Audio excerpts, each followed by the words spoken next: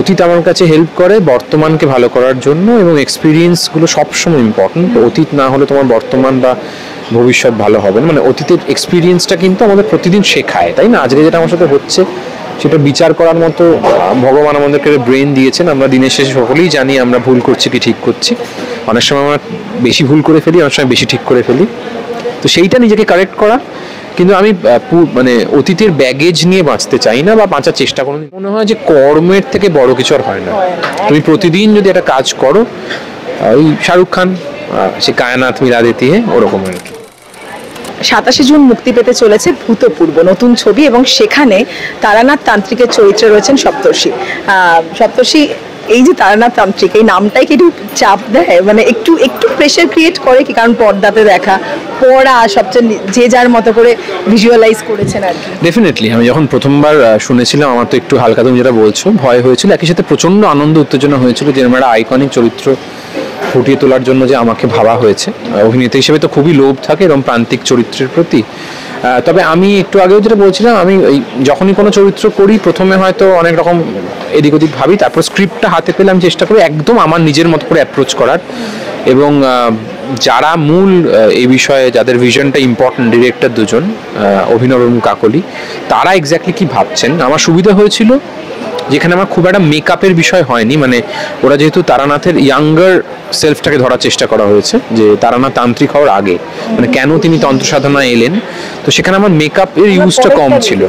আমরা পরেরটা বেশি দেখেছি আর কি, যেখানে দাড়ি চুল। এবার আমি বলেছিলাম যে দেখো রিয়েল মেকআপটা মানে যতটা কম, মানে যদি নিজস্ব চুল দাড়ি বাড়াতে হয় সেটা বেটার।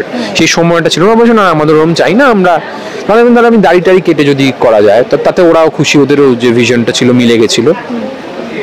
তো সেইটা আমার মনে হয় খুব আমাকে হেল্প করেছে, যে আমি তখন নিজের মতো করে অ্যাপ্রোচ করার সুযোগ পেয়েছি। যদি সাধারণ ছেলে যার ভেতর ওই তারানাথের ওই পুরো বিষয়টা এখনো আসেনি, গাম্ভীর্য বলো কি একটা মানে তার বয়সের সাথে সাথে তার যে একটা তিনি যে ম্যাচুরিটি যেটা হয়েছে, এটি ইয়াং ছেলে যে সার্চ করতে চায় সেই জায়গা থেকে অ্যাপ্রোচ করেছি। আচ্ছা, যে ভূতপূর্ব, এবং এখানে তো ভূত মানে অতীতের কথা বলা হচ্ছে, ভূত নয় সেভাবে, মানে সেটাও বোঝায় খানিকটা। অতীত নিয়ে কতটা বাঁচে সপ্তর্ষি, নাকি শুধুই বর্তমান বা ভবিষ্যৎ নয়, শুধুই বর্তমান? আমি মোটামুটি বর্তমানই বলতে পারো, 70-80% বর্তমান। অতীতকে আমি ভুলে যেতে চাই না, কিন্তু অতীত আমার কাছে কখনোই পিঠের ওয়েট নয় আর কি, যেটা আমায় ক্যারি করতে হচ্ছে।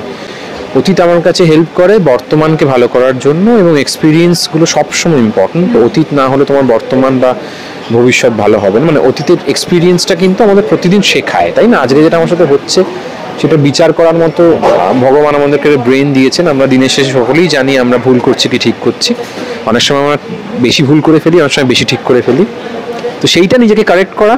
কিন্তু আমি মানে অতীতের ব্যাগেজ নিয়ে বাঁচতে চাই না বা বাঁচার চেষ্টা কোনোদিন করিনি। সেটা যে খুব কনসিয়াসলি নয়, ওটা অর্গানিক ওয়েতেই হয়েছে। হ্যাঁ, সেইভাবেই বাড়ি থেকে ছোটবেলা থেকে কখনোই এটা বলে দেননি যে তুমি কালকে যেটা করেছো সেটা নিয়ে বেশি ভাবো, বরং বলেছে আগামী দিনে আরো ভালো করার চেষ্টা করো। একদম।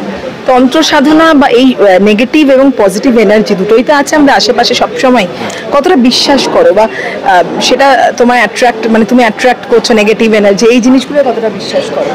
দেখো, এনার্জিতে আমি বিশ্বাস করি ডেফিনেটলি, সেটাকে আমি পজিটিভ এনার্জি হিসেবেই দেখি। কিন্তু পজিটিভ এনার্জি আছে মানে আমরা জানি সায়েন্সের জায়গা থেকে, তার মানে নেগেটিভ এনার্জিও আছে।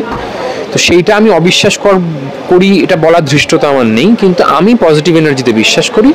তন্ত্র সাধনা বা এইসব বিষয় নিয়ে আমার কোনো জ্ঞান নেই, তার ফলে আমি এই বিষয়ে কমেন্ট করতে পারবো না। যেটা আমি জানি না সেটা নিয়ে বলা উচিত না। তবে অনেক মানুষ যখন বিশ্বাস করেন, দেখো অনেক কিছু পৃথিবীতে ঘটে যেগুলো আমার কাছে কোনো এক্সপ্লেনেশন নেই, তাই কোনো কিছু অসম্ভব বলে আমার মনে হয় না। কিন্তু আমার মনে হয় যে মানুষের উইল আবার খুব স্ট্রং। কেউ যদি মনে করেন যে ভগবান বা ভবিষ্যতে আমার জন্য কি হবে সেটা আমার হাতের আঙুলে লেখা আছে, এটার ঊর্ধ্বেও আমার উইল আছে যেটা আমাকে এইটাকে চেঞ্জ করতে পারে, আমি সেই উইলে বিশ্বাস করি। আমার মনে হয় যে কর্মের থেকে বড় কিছু আর হয় না। তুমি প্রতিদিন যদি একটা কাজ করো, ওই শাহরুখ খান সে কায়নাত মিলা দিতে ওরকম আর কি।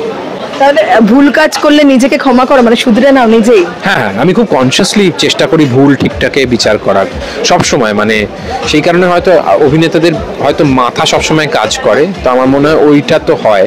সেই কারণে হয়তো আমরা অনেক বিষয় নিয়ে, মানে আমি অন্তত অনেক বিষয় নিয়ে বেশি ভাবি, কিন্তু সেটা তো ধরো ওই প্রসেসটার মানে অনেক দিনই ওটার মধ্যে আমি আছি, যে কোনো বিষয় নিয়ে আমার অনেকগুলো মাথার মধ্যে চলে, কিন্তু আবার এটাও হয় যে অনেকগুলোর মধ্যে খুব তাড়াতাড়ি আমি বুঝে যাই যে আমি কোনটা চুজ করতে চাই। একদম শেষ করব, গান বেজে গেছে, আর বেশি কথা বলতে পারবো না। কি বলবে শেষে? একদিকে ছোট পর্দায় গৃহপ্রবেশ, আবার বড় পর্দায় ভূতপূর্ব আসছে, কি বলবে? দর্শককে বলবো যে আপনারা আমাকে ভালোবাসা দিয়েছেন, সবসময় যে চরিত্রগুলি করার চেষ্টা করেছি